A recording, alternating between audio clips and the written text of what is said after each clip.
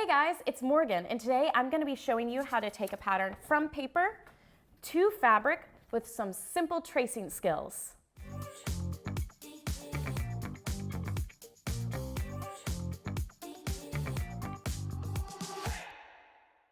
So you're going to start with something that you've printed off online.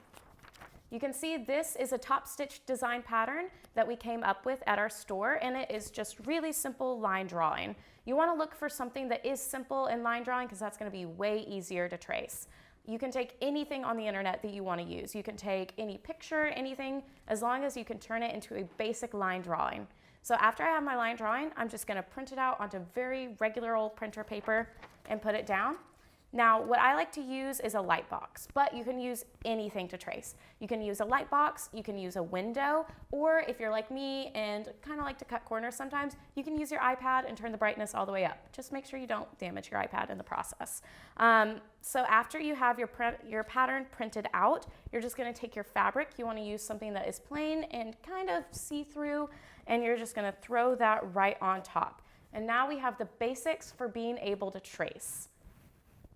So now I'm just going to take my pen. I like using a Sewcial pen. Sewcial pens are great because they erase with heat, so you don't have to worry about your marks being stuck there forever. But if you just have a pencil, you can always use that. Just make sure you only draw the lines that you're going to be stitching over. Okay, so now we are going to get into tracing.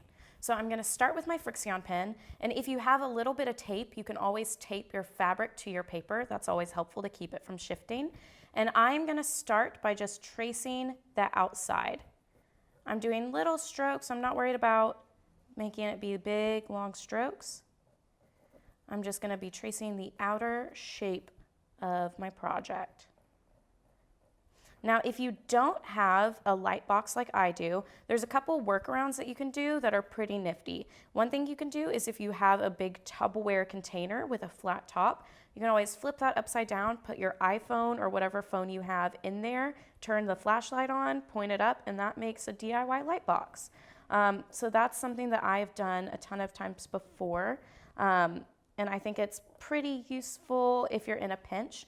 I'm just going to trace all the way around, making sure that if it does get shifted, I have this outer circle to reference back to put it back into place. You'll notice that the pattern that I chose today to trace is a simple one. I like tracing simpler patterns better because I think it's easier to trace the fundamental elements of the pattern and then bring in the cool design and texture with the stitching.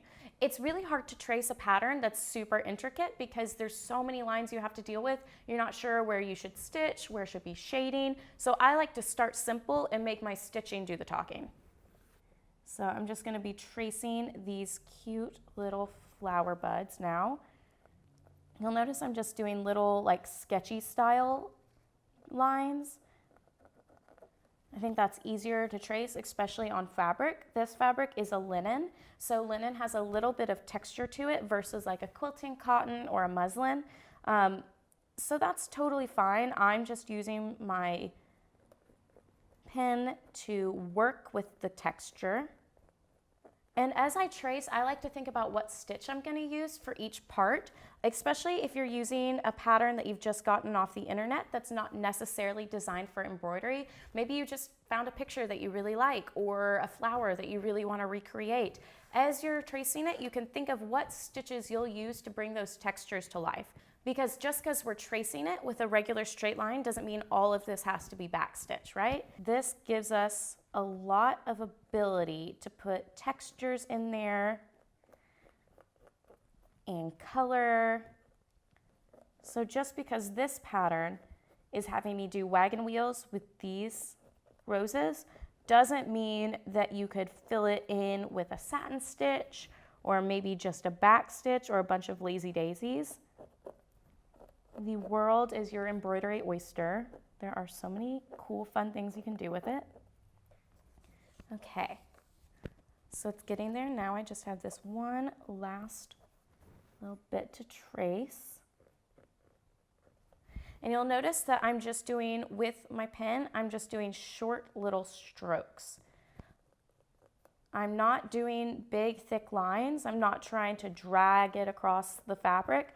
I'm just doing short little sketchy strokes because I think it moves the fabric around less. You'll find if I, let's say, did like a really long one, the fabric kind of moves. It gets pulled by my pen when I am doing a big long line with my pen. So instead of doing that, I just do these little short strokes, and that keeps the fabric happy and flat.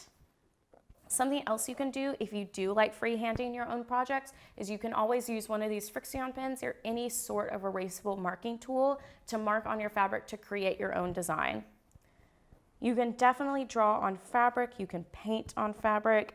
The options are pretty endless, so there's a bunch of different fun things you can do to kind of express yourself creatively. So now I'm just going to keep on sketching. You can also use embroidery in clothing, so that's where I think being able to trace designs and use your own designs is super helpful. Let's say you've just made a shirt or a skirt. Let's say you've made the Top Stitch Essential shirt and you want to add a cool border of embroidery to the neckline. What you can do is just go in, trace your own design, and you can trace it and put it exactly where you want it to be.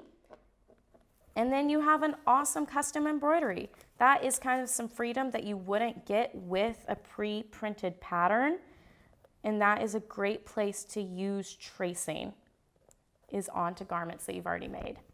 All right, so when you get done tracing, you'll just take it off your light box or your paper. So our final product is going to be the traced version of the pattern that we printed out from the internet. You'll see it's just the lines, not too complicated or tricky. You'll see I have my sketching on there, which kind of will be covered up by our stitching. So if it's not perfect, that's fine. You'll cover it up with stitching and it'll be beautiful.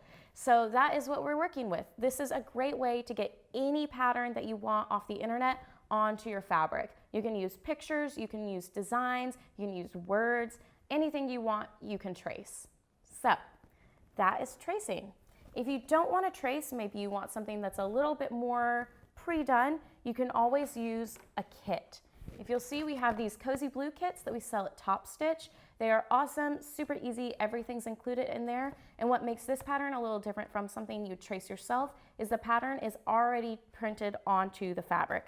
So it's just the lines, it's just the background, but it gives you some ideas of colors and size, and it's really handy if you just want a project that you can take and go and use. So those are really awesome. I highly recommend kits if you're just getting started. Something else you can use is an iron-on transfer. This is another iron-on transfer by Cozy Blue. I absolutely love them. I think their patterns are great for beginners. What makes an iron-on transfer special is it's just a piece of paper with heat-activated ink. So that heat-activated ink will go onto your fabric. You'll just take a piece of fabric, put it down on your ironing board, and then you'll lay that iron-on transfer on top of it, face down, iron it for about 10 seconds, and then your pattern will be printed onto your fabric. These guys are also reusable, so you can use it on multiple fabrics and get multiple enjoyments out of it. So there you go. There are some iron-on transfers. All right, guys, I hope this gave you some inspiration on how to bring embroidery more into your life. If you like this video, make sure to like and subscribe and hit the notification bell so you can get more videos from us. Also, check out topstitchmakers.com. It is a thriving community of makers, and it's a great place to get ideas, inspiration, encouragement, and a great way to ask questions if you're just starting out.